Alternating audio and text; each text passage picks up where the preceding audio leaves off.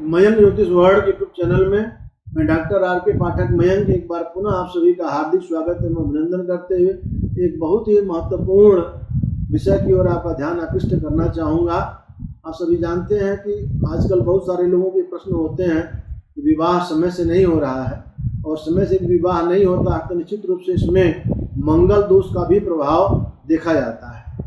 तो प्रश्न उठता है कि जब नाम मंगल है, मंगल माने अच्छा शुभ, यदि नाम मंगल है तो इसका काम अमंगल कैसे है?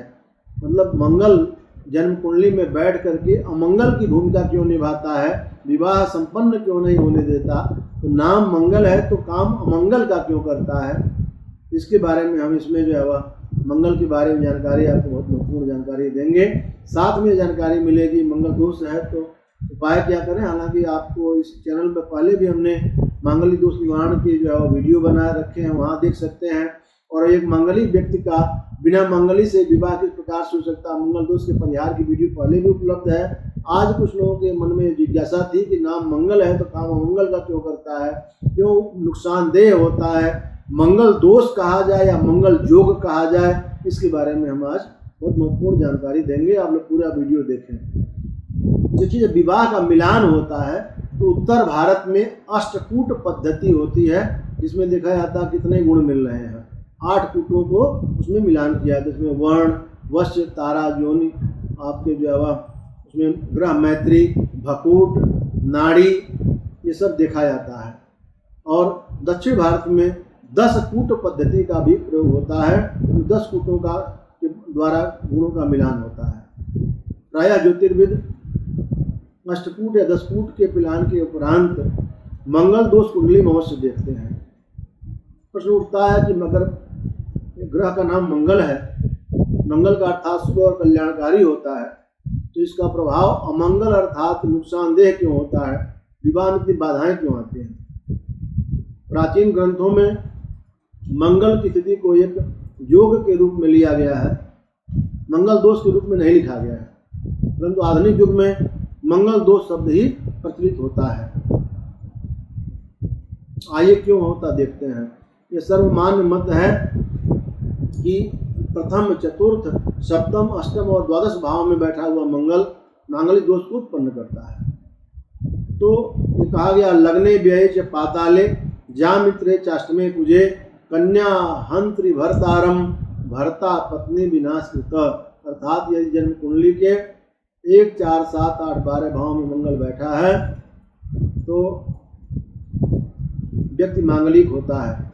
अगर पुरुष मांगलिक है, पत्नी मांगलिक नहीं है, पत्नी के स्वास्थ्य में दिक्कत आ सकती है। और अगर पत्नी मांगलिक है, पुरुष मांगलिक नहीं है, तो पुरुष के स्वास्थ्य में दिक्कत आ सकती है। तो इस प्रकार से मांगलिक दोष, और जो दक्षिण भारतीय परंपरा है उसमें यह भी मानते हैं कि दूसरा भाव भी जो है वह मंगल दूसरे भाव में बैठता है तो भी वह दोषपूर्ण हो जाता है, और उसे मांगलिक मान करके कुंडली का मिलान करते हैं। क्योंकि आप देखेंगे कि जो जन्म कुंडली में 1, 4, 7, 8, 12 में मंगल नहीं है, फिर भी वो मांगलिक लिखता है, या कभी कभी निम्न मांगलिक भी लिख देता है। पंचम भाव में मंगल से भी निम्न मांगलिक लिख देता है।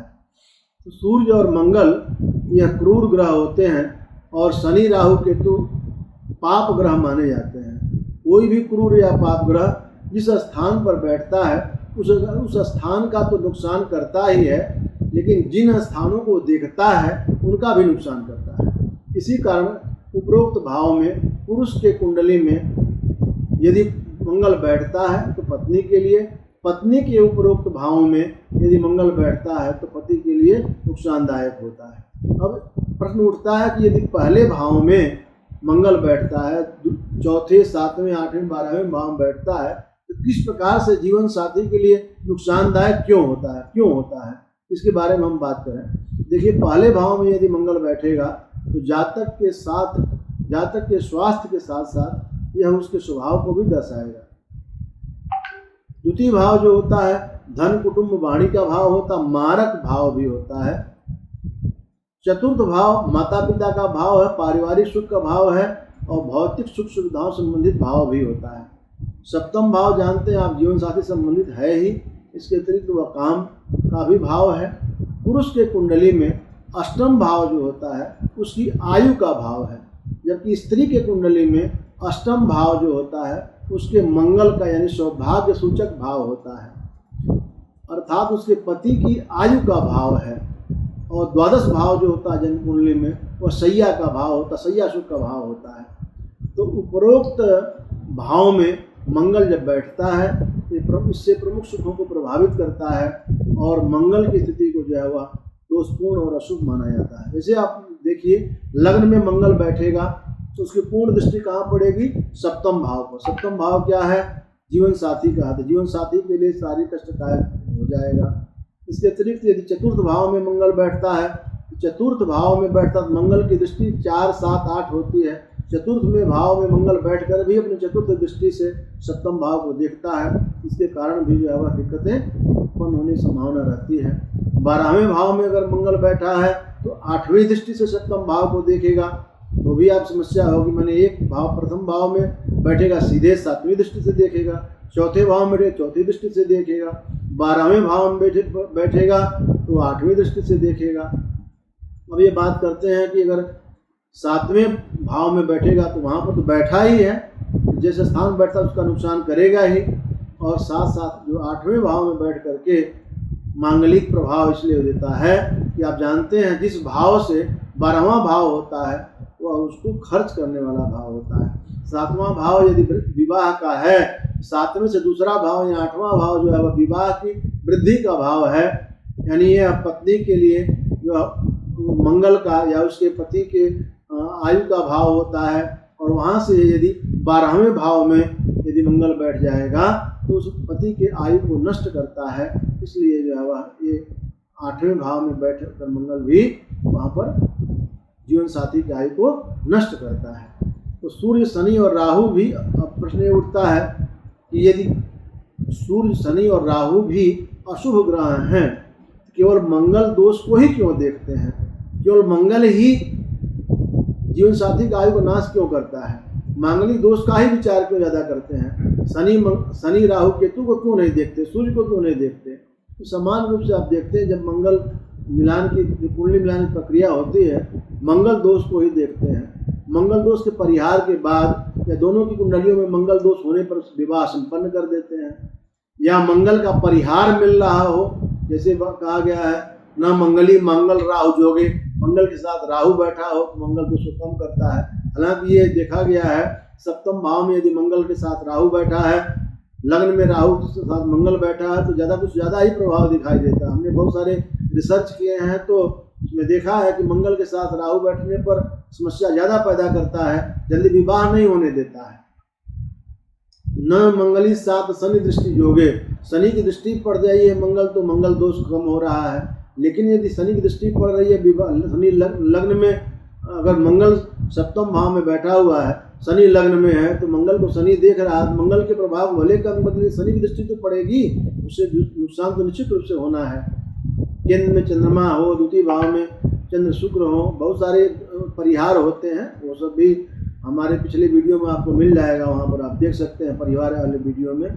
लेकिन ऐसा अनुभव में आया है, हमने पिछले 22 साल में ये ज्योतिष यात्रा में ऐसा अनुभव किया है कि मांगलिक दोष यदि कुंडली में नहीं है, फिर भी यदि लग्न में, पंचम में, सप्तम भाव में शनि राहु और केतु हो रहे हैं, या सप्तम भाव का मालिक शनि 6ठे या 8वें भाव में बैठा हुआ है, या सप्तमेश कहीं शनि न भी हो, 6ठे, 8वें या 12वें भाव में बैठा हुआ है, तो अनावश्यक विवाह में विलम्ब होता है।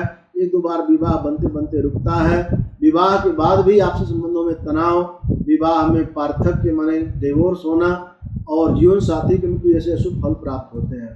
प्रमुख रूप से लग्न या सप्तम में बनने वाला जो सूर्य राहु का ग्रहण दोष होता है, चंद्रमा शनि का विष योग बन रहा हो, गुरु राहु का चांडाल योग बन रहा हो, या सप्तम भाव में पाप ग्रहों की युति हो, सब पाप ग्रहों की दृष्टि हो, सप्तमेश के साथ पाप ग्रह बैठे हों, या सप्तम भाव में पाप ग्रह बैठे हों, या सप्तमेश पर पाप ग्रहों की दृष्टि पड़ रही हो, तो ऐसे व्यक्ति के जीवन में विवाह होने में और विवाह के बाद काफ़ी कठिनाइयाँ उत्पन्न होती हैं।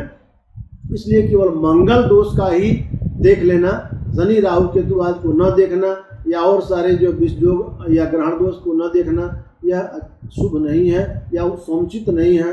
मंगल दोष के साथ साथ इन ग्रहों का प्रभाव भी देखा जाना चाहिए। बहुत से लोग केवल लग्न कुंडली के आधार पर ही बता देते हैं कि आपका भावी जीवन कैसा होगा, यह भी उचित नहीं है। नवमांश लग्न, देखिए लग्न कुंडली में मंगल की स्थिति या अन्य ग्रहों की स्थिति या पंचम भाव में ग्रहों की स्थिति जो है प्रेम विवाह की योग के लिए, और साथ में सप्तम भाव की जो है पोजीशन तो जरूर देखी जानी चाहिए। विवाह, मेरा मानना है विवाह के पहले सातवां भाव ज़्यादा प्रभावित होता है, लग्न कुंडली ज़्यादा महत्वपूर्ण होती है। विवाह के बाद नवमांश कुंडली भी ज़्यादा महत्वपूर्ण हो जाती है। जीवन साथी कैसा मिलेगा और मैरिड लाइफ कैसी रहेगी, इसमें नवमांश कुंडली की भी बहुत प्रमुख भूमिका होती है। नवमांश लग्न, नवमांश लग्नेश और नवमांश लग्न में बैठे हुए ग्रह और सप्तम भाव में बैठे ग्रहों का जरूर विवेचन करना चाहिए, तभी आप सही ढंग से बता सकते हैं कि व्यक्ति का जो है मैरिड लाइफ कैसी रहेगी और उसको कैसे पत्नी की प्राप्ति हो सकती है।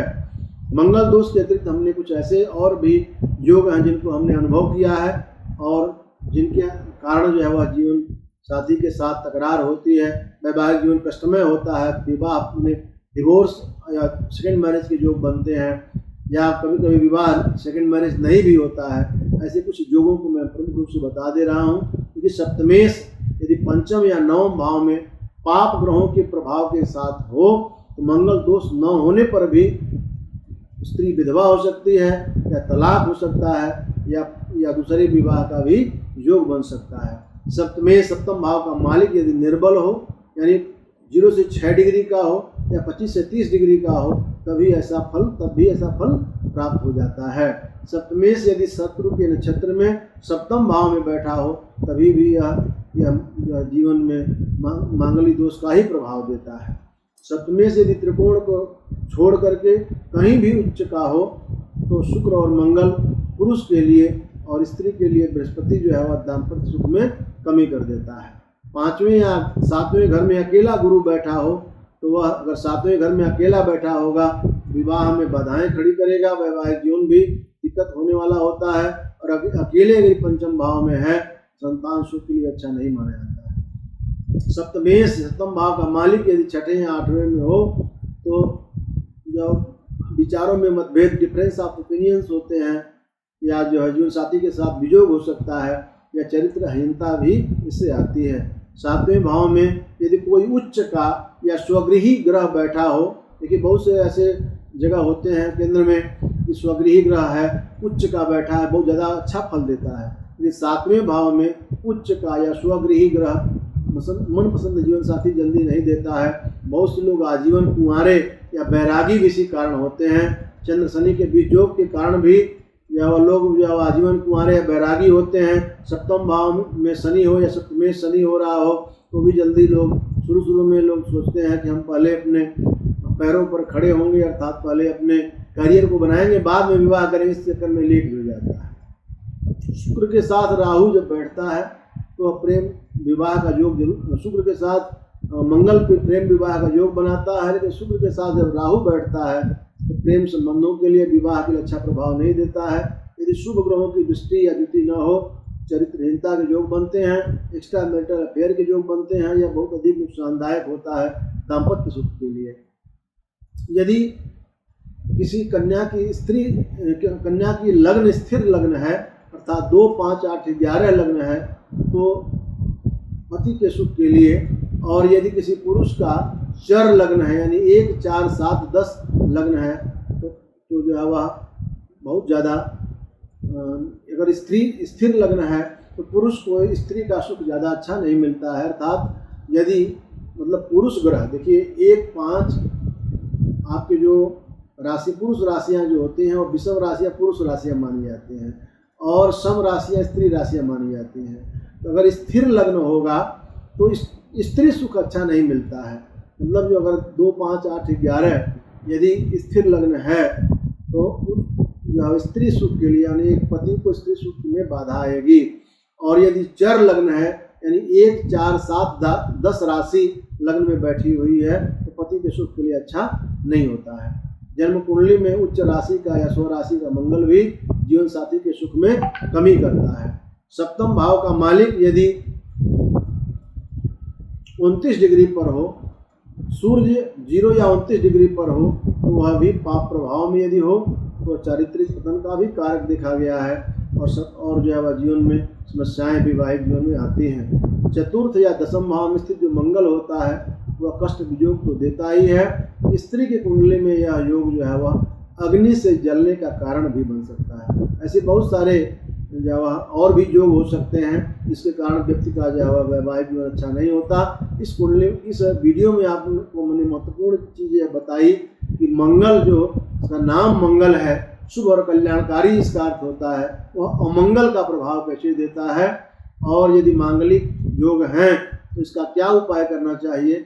आप हमारे जो है वह इसी यूट्यूब चैनल के मैग्नेटिक वर्ड के भी बहुत सारे वीडियो हैं जिसमें मंगल दोष दूर करने का उपाय है। मांगलिक जो है वह योग वाले प्लेलिस्ट में जाएंगे, वहाँ भी आपको मिल जाएगा।